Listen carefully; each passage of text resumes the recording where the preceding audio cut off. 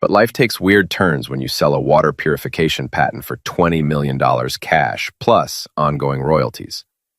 My wife Jessica insisted we do the whole celebration at our house, with a professional caterer, a bartender mixing cocktails with pretentious names like The Innovator and Silicon Sip, and enough artisanal cheese to bankrupt a small country.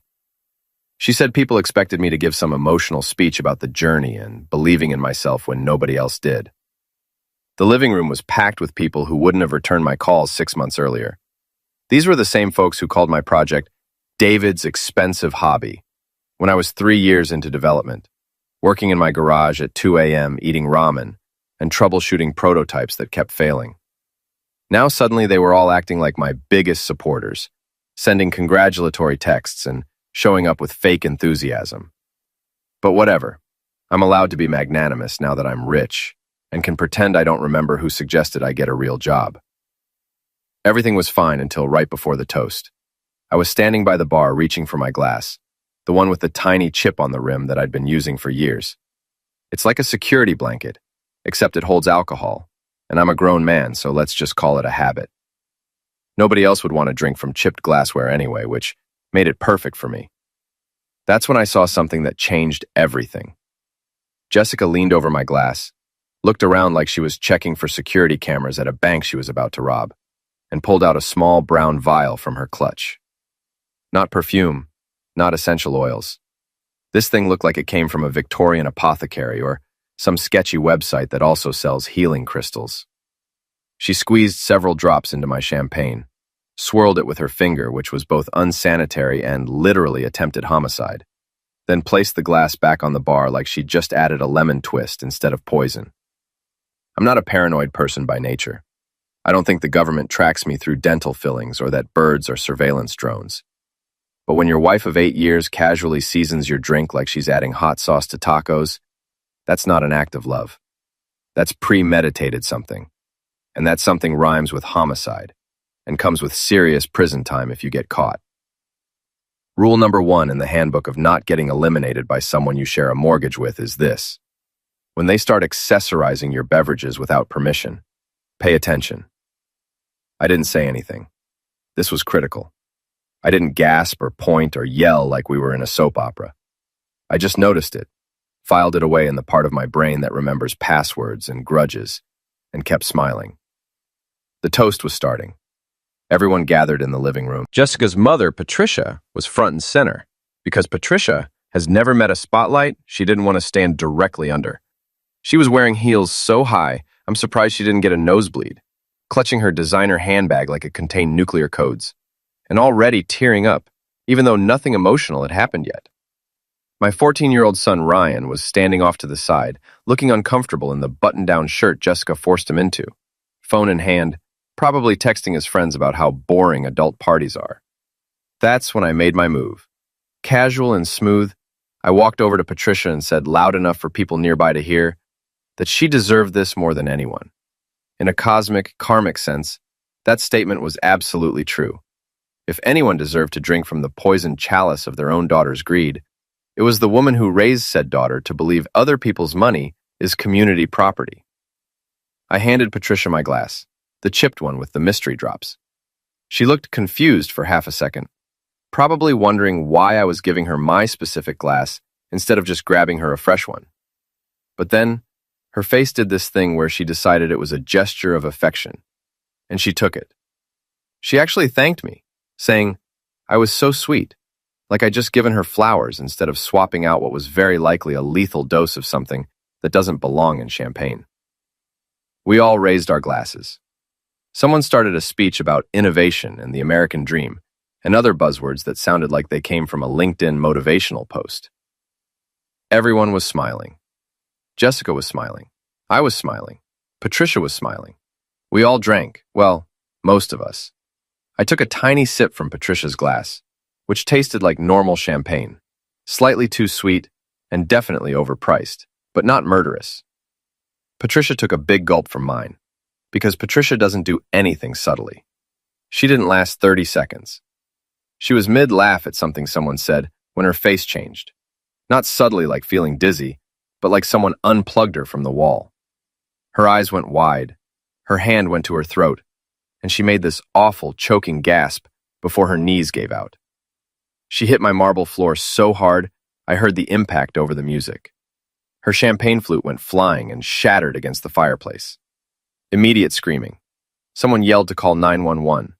Someone else asked if she was choking. Jessica rushed over, doing this full performance of shock and horror that would win an Oscar if there was a category for Best Actress in a failed homicide plot.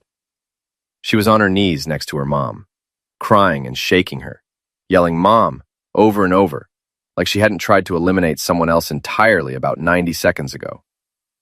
Ryan was frozen by the couch, his face pale. People were pulling out phones. Someone was trying CPR, even though Patricia was still breathing, just unconscious and twitching slightly. I stood there, holding Patricia's champagne glass, the safe one, watching this scene unfold like a spectator at a sport I don't understand. I was calm, too calm, but everyone was too focused on the woman convulsing on my floor to notice my reaction. Internally, I was thinking one clear thought. So we're doing attempted homicide before dessert. This is the timeline we're in. My wife just tried to poison me at my own retirement party, and her mom drank it instead. The paramedics showed up fast because we live in a good neighborhood where property values demand excellent emergency response times. They loaded Patricia onto a stretcher while Jessica rode in the ambulance, still doing the devastated daughter routine. People were whispering theories about strokes and heart conditions and food poisoning. Nobody was saying poison champagne because nobody saw what I saw. And I wasn't about to announce it in front of 40 witnesses while I was still processing that my wife apparently wanted to cash in on my end before I'd even updated my will. I drove to the hospital with Ryan quiet in the passenger seat. I could feel him looking at me, trying to figure out what I was thinking. Smart kid, takes after me. I didn't say anything during the drive. I was building a case in my head, evidence and timeline and motive, because yelling gets you drama, and crying gets you sympathy. But paperwork and documentation get you justice. At Riverside General, the ER waiting room was packed with the usual characters. A guy with ice on his face, a kid with a broken arm, a woman coughing like she was auditioning for a disease awareness campaign, and us, the well-dressed family of a poisoning sufferer, looking like we'd just come from a cocktail party because we literally had. Jessica was pacing back and forth, texting people updates I could see from where I sat, building her narrative in real time. Mom collapsed at the party. Don't know what happened. Pray for us. Every few minutes, she'd dab at her eyes with a tissue, even though I hadn't seen actual tears yet. A young doctor came out after 40 minutes. She looked at her clipboard, then at us, and said she was looking for the family of Patricia Newman. Jessica rushed over. The doctor chose her words carefully, explaining that Patricia was stable and responding to treatment. Then she said something that made Jessica's face flicker. Preliminary results suggested possible toxic alkaloid ingestion. Definitely not food poisoning.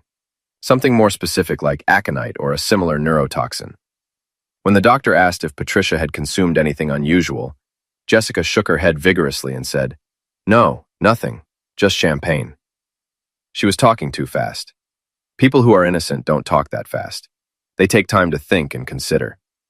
People who are guilty already have their answer ready because they've been rehearsing since things went wrong. I stepped in calmly, mentioning that Patricia only took 1 or 2 sips and the reaction was super fast, less than a minute. The doctor nodded, saying that was consistent with acute poisoning from a concentrated source. Jessica froze for half a beat when I said that, her eyes locking onto me like she was trying to read my mind. Then she recovered, her voice going up half an octave as she asked if the doctor thought it was the champagne. The doctor said they'd complete a full toxicology report and that Patricia would stay overnight for observation. Standard procedure for poisoning cases, she said, and I didn't miss how she said poisoning cases like this was now officially a category of incident. After Jessica went to see her mother, I sat with Ryan in the waiting room.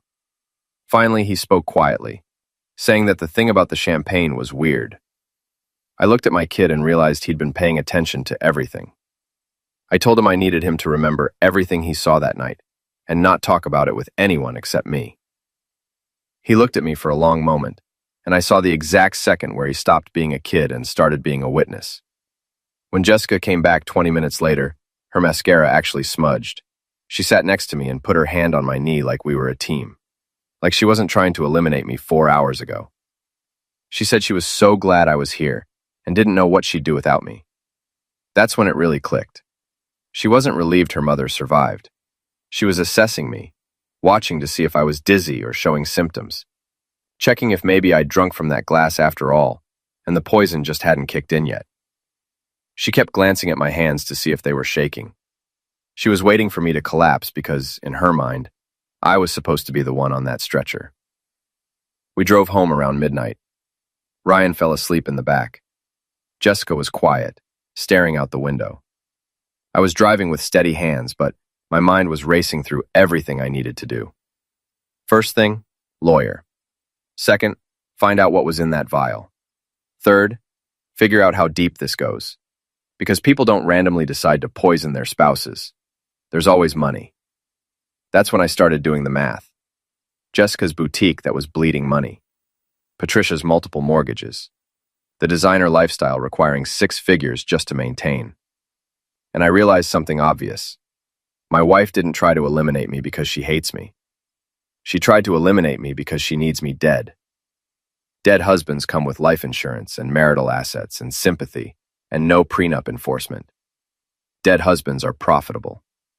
Living husbands with $20 million and a valid prenup, not so much. When we got home, Jessica went straight upstairs without saying goodnight. I went to my office, closed and locked the door, and pulled out bourbon from the cabinet. But I didn't just pour it. I checked the seal first, examined the cap, held it up to the light, looking for any sign of tampering. This is my life now. A 42-year-old man who just made $20 million inspecting his own bourbon like a detective in a noir film. Except the noir film is my actual life, and the femme fatale is sleeping upstairs. I opened it in front of my desk camera because if I'm going to drink something, I want video evidence that I opened a sealed bottle myself. This is the level of paranoia I've achieved in 6 hours. Then I started looking at finances. Not just mine, but the whole ecosystem of everyone who might want me dead. The deal just closed. $20 million hit my account last Tuesday. I haven't distributed anything yet because I'm not an idiot and wanted to talk to financial advisors first. The patent is mine. Legally, solely, completely. Jessica isn't on the LLC, isn't on the patent, isn't on anything related to my business because we have a prenup signed 8 years ago. My lawyer said to protect my intellectual property, and I listened. The prenup is clear. What's mine is mine, what's hers is hers. In a divorce, Jessica gets whatever we accumulated together during the marriage. The house we bought together, joint savings of maybe $60,000, and possibly spousal support because that's how California works. But she doesn't get the patent, doesn't get the $20 million, doesn't get the royalties. Unless I'm dead. If I die before updating my will, which I haven't done because the money just hit and I was planning to deal with it next week, then my current will from 3 years ago is still active. That will leaves everything to Jessica. Everything. Because that's what you do when you're married and think you're going to grow old together. You trust them. You assume they want you alive more than they want you dead and wealthy. I pulled up Jessica's boutique financials. On Instagram, it looks thriving with constant posts about sold-out items and exclusive drops and thank you messages to amazing clients. But in QuickBooks, the real story is different. Monthly losses averaging $12,000. Revenue inconsistent at best. Expenses include rent on a retail space that's way too expensive, inventory that doesn't move, a social media manager charging $3,000 monthly, and something called brand development consulting that costs $5,000 monthly and involves a woman named Sage telling Jessica her energy needs alignment with abundance. The boutique is a vanity project that became a financial black hole. Every month I've been covering losses because that's what you do when you're married to someone with a dream. 4 years of losses, totaling over $300,000. The deal was that once it became profitable, Jessica would pay back the startup money. Except, it's never become profitable. Then there's Patricia. She has a condo but also 2 mortgages on it, which means she refinanced, pulled out cash, spent it, then took another loan. The condo is underwater. She owes more than it's worth. She also has a Mercedes payment, around $900 monthly, plus insurance and premium gas. Multiple credit cards with balances. Jessica once mentioned her mom was consolidating, which is code for transferring between cards hoping nobody notices the problem is getting worse. And spa financing, which I didn't even know was a thing. Patricia has a payment plan for cosmetic procedures to maintain an appearance, suggesting she has money, which she doesn't, which is why she needs to borrow money, creating this circular logic that ends with her daughter trying to poison me. Then there's Rick, Jessica's cousin, who describes himself as an entrepreneur and business consultant, but is actually a loan shark with business cards. He loans money to family when they can't get traditional loans because their credit is destroyed, charging interest rates that would make a payday loan company blush. 6 months ago, I overheard Jessica say Rick was helping the family with temporary bridge capital, which is fancy language for loaning money that needs to be paid back with substantial interest, or else. So here's the full picture. Jessica's boutique failing, Patricia drowning in debt, Rick circling like a shark, and then I sell my patent for $20 million that legally belongs to me alone. Suddenly, from their perspective, I'm not David the husband. I'm David the solution. I'm the walking ATM that just needs to stop walking. If I die tragically, Jessica becomes the grieving widow, inherits everything, pays off boutique debt, Patricia's mortgages, Rick's loans. She's suddenly solvent and sympathetic. Nobody suspects the widow. This wasn't rage. This was accounting. I finished my bourbon, poured another from the sealed bottle on camera, and started making a list. Not a revenge list, a strategic documentation list. I'm going to need my lawyer, financial records, security cameras, witness statements, that toxicology report on Patricia. Everything documented and time-stamped and notarized. Because I'm not just protecting my money. I'm protecting my life. I called my lawyer Regina the next morning. She answered on the second ring. I told her everything. The party, the poison, the hospital, the financial motive. She listened without interrupting. When I was done, she said we're going on offense. Music to my ears. She said I needed 2 things.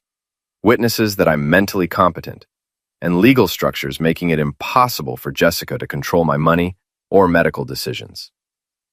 Regina set up an appointment with Dr. Michael Chen, an independent psychiatrist who'd testified in about 50 conservatorship cases and never been successfully challenged. He could see me at 2 p.m. that day for a full neurocognitive assessment. If Jessica tried claiming I was declining or confused or needed a conservator, we'd have certified proof that I wasn't. The assessment was exhausting. 3 hours of memory tests where he gave me word lists to repeat immediately, then 5 minutes later, then 20 minutes later. Problem-solving exercises with patterns and sequences. Questions about current events and geography. Tasks like drawing a clock showing specific times and copying complex figures. Counting backward from 100 by sevens. At the end, Dr. Chen was direct.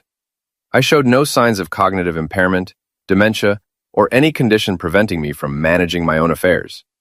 He printed a 10-page report full of scores and analysis and signed it. The notarized version would go to Regina by end of business. Regina also said we'd restructure my assets into trusts Jessica couldn't touch. Not in divorce, not if I died, not ever. We'd create an irrevocable trust for the bulk of my patent money and royalties, managed by a corporate trustee, a bank, not a person, because people can be bribed or manipulated. The trust documents would specifically exclude Jessica and Patricia from any distributions or decision-making. We'd also create medical and financial power of attorney documents, but instead of giving that power to my wife, I'd give it to Regina, or a professional fiduciary. Anyone except Jessica. We'd put specific language banning Jessica and Patricia explicitly by name. She also said we'd put fraud alerts on every bank account and brokerage account, with letters to each institution explaining there had been attempted, fraudulent transactions. And cameras everywhere. My house, office, car if possible. All legal and time-stamped, and backed up to cloud storage only I control.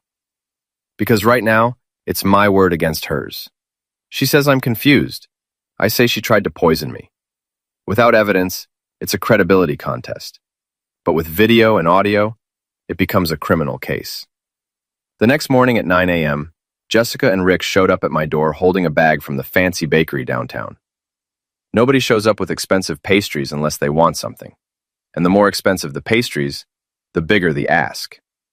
These were like $8 croissants. I was in trouble. They wanted to talk. I let them in because you can't document someone's insanity if you don't let them perform it. We sat in the kitchen. Jessica made coffee while I watched every step because I wasn't drinking anything I didn't personally supervise. Then she slid a glossy brochure across the table. Golden Birch Lifestyle Community, showing beautiful buildings with palm trees and people playing chess by fountains. Jessica said it wasn't a nursing home. It was luxury assisted living, like a resort, but with medical staff. They had a Michelin-trained chef and spa with massage therapists, and activities like art classes and wine tastings. She was talking fast, selling hard, saying I just needed to sign the intake packet and they'd handle everything. I flipped through the brochure. Entry fee, $400,000, fully refundable minus processing fees. Monthly fee, $12,000. Then buried in Section 7, subsection C, power of attorney recommended for seamless care coordination and financial management during residency. I stopped and read that line again. Power of attorney recommended, which means required, because they need someone who can sign things and move money, even if the resident decides they don't want to be there anymore. This wasn't a care facility. This was a cage, a legal mechanism to take control of finances and medical decisions under the guise of helping. Sign the power of attorney, sign the intake forms, they take $400,000, and suddenly, your wife has legal authority to make all your decisions, including whether you're allowed to leave. I asked about the power of attorney, keeping my voice curious, not accusatory. Jessica's smile faltered. She said not to make this adversarial, that it was about my health. Rick jumped in with fake, soothing quality, saying nobody was taking advantage. They just needed to be proactive after last night with all the stress. I said slowly, after last night, when your future mother-in-law almost died from drinking the glass that was meant for me. The room temperature dropped 40 degrees. Jessica went pale. Rick stopped mid-sentence. We all sat there breathing in that sentence. Jessica recovered first, asking what I was talking about, saying that was crazy and paranoid and I wasn't thinking clearly. See, this is why he needs professional help, she told Rick. There it was, the narrative pivot. I'm not the target of attempted homicide. I'm paranoid. I'm confused. I need professional help, which conveniently involves signing over power of attorney and $400,000 and my ability to make decisions. I stayed calm and said, I was thinking very clearly. I'm thinking you want me to sign paperwork giving you control of my medical decisions and finances. I'm thinking you want me to pay $400,000 to live in a facility where I can't leave without permission. I'm thinking this conversation is happening less than 24 hours after someone put poison in my champagne glass. I'm thinking all of that very clearly. Rick stood up, a big guy trying to use physical presence to intimidate. He said I needed to calm down and think about what's best for everyone, that my family was trying to help. I asked, or what? What happens if I don't sign? Are you going to have me declared incompetent? Arrange another accident that works better than the last one? Jessica started crying. Real tears this time, asking why I was being like this, saying she loved me and was trying to take care of me. If I didn't know what I know, I might have felt guilty. But I did see. I do know. I told them to leave and take their croissants and brochures and power of attorney forms with them. After they left, I called Regina. She moved immediately.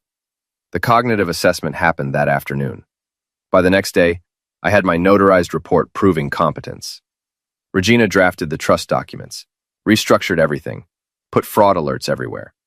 Then we set a trap. I opened a checking account at Pacific Western Bank with exactly $100. The account came with a debit card and online banking access. To anyone looking at paperwork, it appeared legitimate and active. It just contained enough money to buy dinner for two if you skip dessert, instead of $20 million. Regina drafted a fake power of attorney document that looked official, with proper formatting and legal language. but it was carefully crafted to only give access to this one specific checking account and nothing else. It specifically forbade any movement of securities, property, patents, or royalties. It auto-expired in 90 days, and buried in Section 12, subsection F, it said any attempt to exceed the authority granted constitutes fraud and nullifies the agreement. Anyone who read carefully would see it was limited, but anyone desperate and greedy looking for access would see power of attorney and think they hit the jackpot. They'd skip the fine print. We also created a fake portfolio summary with account numbers and balances, except the numbers were fake. The accounts were mostly fake. The only real one was the $100 checking account. Everything else was either non-existent or already locked down with fraud alerts. We also made a temporary login sheet with usernames and passwords for what appeared to be my online brokerage portal. Except it wasn't real.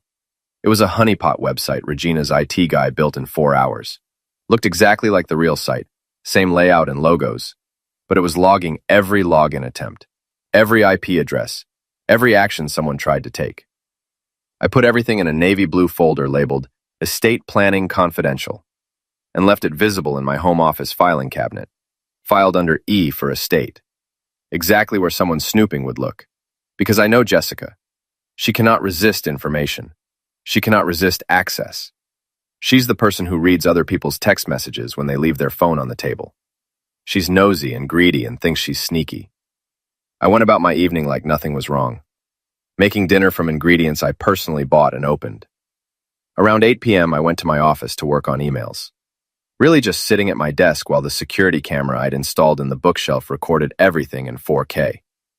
Around 9 p.m., Jessica appeared looking casual and unthreatening. She said she'd been thinking, that she knew things had been tense, that she just wanted me to know she was here for whatever I needed. It was a performance, but I played along because the camera was rolling. I gave her a small smile, suggesting maybe I was softening. She came closer, put a hand on my shoulder, said she loved me and would prove it. Then she left. 30 minutes later, my phone pinged. Motion detected in home office. I switched to the camera app. There was Jessica, standing in front of my filing cabinet with her phone out. She opened the drawer, pulled out the navy blue folder, and photographed every page. The power of attorney, the portfolio summary, the login credentials. She was systematic, making sure she got clear shots, zooming in on account numbers and passwords.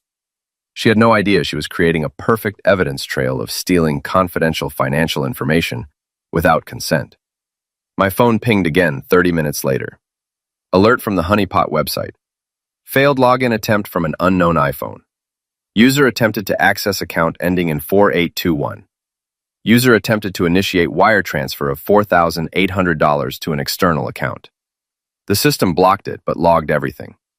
IP address, device fingerprint, timestamp, exact amount. The amount was suspiciously close to 1 month's rent on her boutique, meaning she wasn't trying to steal everything at once, but siphon money gradually so I wouldn't notice. I screenshot everything and texted it to Regina. Got her. She took the bait. Regina responded at 10:30 p.m. Beautiful. This is fraud, wire fraud, unauthorized access, identity theft. I'm calling Detective Martinez in the morning. Do not confront your wife. Act normal. The next morning, Jessica was in the kitchen making coffee like everything was fine. She suggested we do something that weekend. Maybe drive up the coast and get away. Just the two of us to reconnect. She was trying to get me out of town, away from my lawyer and security system. Somewhere remote, where if something happened, it would look like an accident with no cameras. I said maybe, that I had meetings to prep for, and I'd check my calendar. She smiled, but I could see frustration behind it. Her timeline was slipping. Regina contacted Detective Sarah Martinez from Financial Crimes. When Martinez arrived at my house, I showed her everything. Security footage of Jessica in my office, the photographed documents, the login attempts, the blocked transfer, the cognitive assessment, the trust documents, and the champagne bottle and chipped glass I'd preserved in my freezer. Martinez took it all as evidence and told me to be extremely careful, not to eat or drink anything I didn't open myself. Not from my wife, not from family, not from restaurants, not even a mint at church. The toxicology report came back confirming aconite in the champagne. Martinez called saying this was officially attempted homicide, and they'd be getting search warrants. A few days later, Regina suggested we set up one final trap. A meeting at the bank where Jessica thought she'd access my accounts using the power of attorney. The meeting happened on a Tuesday morning. Jessica showed up with Rick and the Golden Birch representative, all confidence and excitement. They sat at the glass conference table. I signed Regina's decoy power of attorney, the one giving access only to the $100 account. Rick leaned forward like he'd witnessed destiny. Jessica looked like she could taste victory. Then Jessica gave the signal to move $400,000 for the entry fee. The branch manager typed something, looked at his screen and said, "Perfect. That would come from account ending in 4821, with a balance of $100. The silence that followed was art. You could hear Jessica's brain buffering. Her smile faltered. That's when Detective Martinez walked in with the bank's fraud investigator. She thanked Jessica for demonstrating intent in a recorded financial institution, saying it saved so much paperwork. Jessica's lips trembled as she said I was confused and didn't understand what I was signing. I slid the neurocognitive assessment across the table, stamped and dated. Competent, it read. Martinez arrested Jessica right there for attempted homicide, attempted grand larceny, fraudulent access to financial accounts, and elder coercion. Rick's chair squeaked as he leaned back. The Golden Birch rep looked like she wanted to disappear. Jessica sputtered that it was insane, but her voice cracked over the sound of handcuffs snapping shut. But it still wasn't over. That night at 9:42 p.m., my doorbell rang. Outside stood a woman in a lab coat with two large men. She said she was Dr. Simone and had received a welfare report about my cognitive state, that they needed to do a quick evaluation.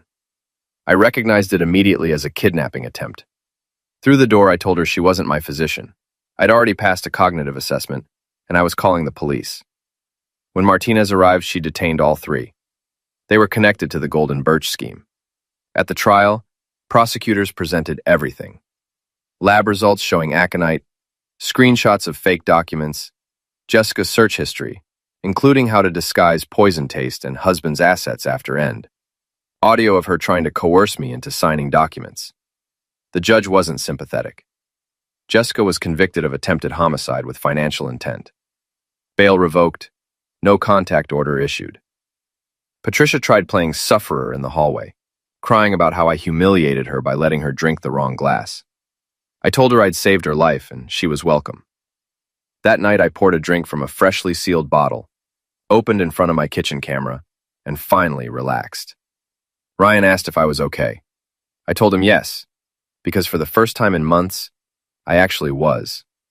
The house is quieter now. I've started enjoying retirement. Ryan and I are closer than ever. My neighbor brought banana bread last week, and I accepted it without suspicion. Sometimes the best revenge isn't revenge at all. It's just living well, while your enemies face consequences of their own actions. Trust your instincts. If something feels wrong, it probably is.